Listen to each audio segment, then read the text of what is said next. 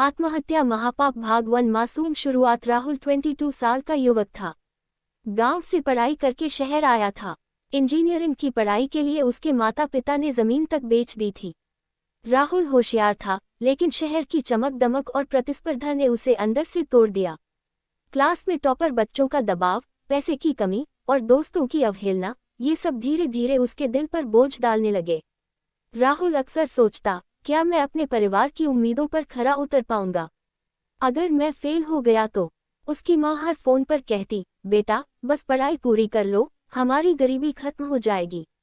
लेकिन राहुल की हालत कोई नहीं समझ पाया। वो अकेला, किताबों में घिरा हुआ, रात भर जगता और सुबह क्लास में थका हारा पहुंचता। धीरे धीरे उसके अंदर एक अंधेरा घर करने लगा। वो हंसना भूल गया, दोस्तों से मिलना जुलना छोड़ दिया। खुद से ही सवाल करने लगा, जिंदगी क्यों इतनी मुश्किल है? क्यों मैं किसी से खुलकर बात नहीं कर पाता? भाग टूटता हौसला। परीक्षा का समय आया। राहुल ने पूरी मेहनत की, लेकिन उसका मन बार बार भटकता रहा। परीक्षा में पेपर उसके हिसाब से ठीक नहीं गया। नतीजा आया, राहुल के 2 विषयों में बैक आ गई। उसका दिल टूट गया। उसे लगा जैसे सारी दुनिया खत्म हो गई हो। पिता का गुस्सा, माँ की उम्मीदें, रिश्तेदारों की बातें, सब उसके दिमाग में घूमने लगी। राहुल सोचने लगा, अगर मैं जीता रहा तो रोज अपमान झेलना होगा। सब कहेंगे कि देखो, राहुल तो फेल हो गया। उसकी सोच धीरे धीरे मौत की ओर मुड़ने लगी। वो गूगल पर आत्महत्या कैसे करे तक सर्च करने लगा। लेकिन उसी वक्त उसकी मुलाकात हुई संत प्रकाश बाबा से। बाबा कॉलेज के पास ही पेड़ के नीचे बैठकर लोगों को समझाया करते थे। एक दिन राहुल वहां से गुजरा तो बाबा ने पुकारा, बेटा इतनी चिंता क्यों करता है?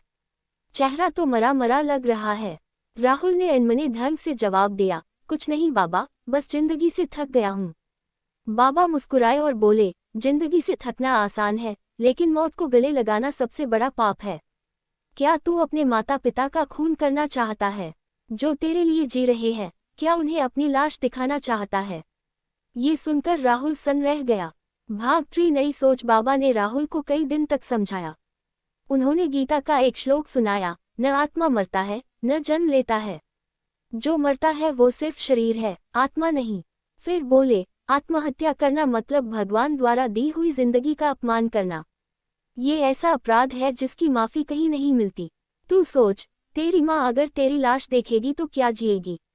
तेरे पिता जिन्होंने तेरे लिए खेत बेचे, क्या जी पाएंगे? धीरे धीरे राहुल की आंखें खुलने लगी। उसने सोचा, मैं पढ़ाई में फेल हो सकता हूँ, लेकिन जिंदगी में क्यों हार मानूं? अगर एक बार असफल हुआ तो क्या पूरी जिंदगी खत्म हो जाएगी? राहुल ने खुदकुशी की सोच से निकलकर जिंदगी को अपनाया। अब वो हर किसी से कहता, आत्महत्या कभी समाधान नहीं, ये तो सिर्फ अपने परिवार को सजा देना है।